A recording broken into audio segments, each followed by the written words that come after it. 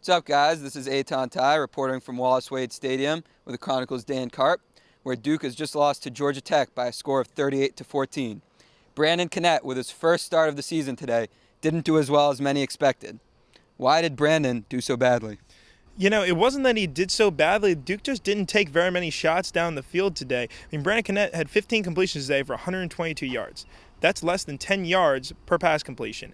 Duke's not going to win games if they're not taking shots down the field. And obviously, with a quarterback like Brandon Kennett, as opposed to someone like Anthony Boone, who's got a really strong arm, Kennett likes to work in the short and intermediate passing game. But Georgia Tech really took Jamison Crowder out of the game today, and that definitely inhibited Duke from making big plays on offense.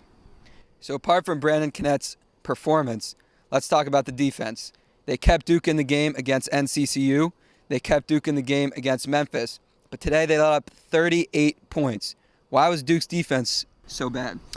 It's really tough to stop a triple option team. That's something that Duke has struggled with throughout the Cutcliffe era, and Georgia Tech is one of the best teams in the country at executing that spread option scheme. If you look at the game last year in Atlanta, Duke had a lot of trouble stopping the dive play. The fullback runs up the middle that Georgia Tech would take for 6 or 7 yards on first down, set up short second and third down opportunities. Today, they were able to stop the dive. It was the sweep that was giving Duke a lot of difficulties.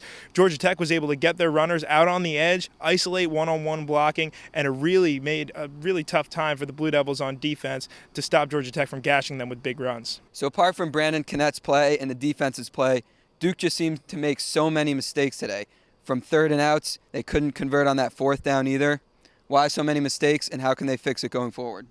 I don't think the question is necessarily why so many mistakes, but rather how those mistakes affected the flow of the game today. And if you look at what Duke did, they had a lot of drive-killing penalties on both sides of the ball, either that kept their offense off the field or kept Georgia Tech's offense on the field and allowed them to score more points. You look at that fourth down play in the first quarter, that was a crucial play in the game where Duke had a chance to tie the game with a field goal, but they rather kept their offense on the field at Georgia Tech's 21-yard line, weren't able to convert, and that really spelled the end for them. Georgia Tech rallied to score another 28 points unanswered after that play.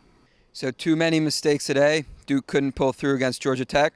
But after the game, Coach Cutt was still confident that they can rally going forward and beat Pittsburgh next week. We'll see if it happens. For the Chronicle's Dan Carp, I'm Eitan Tye. See you next week.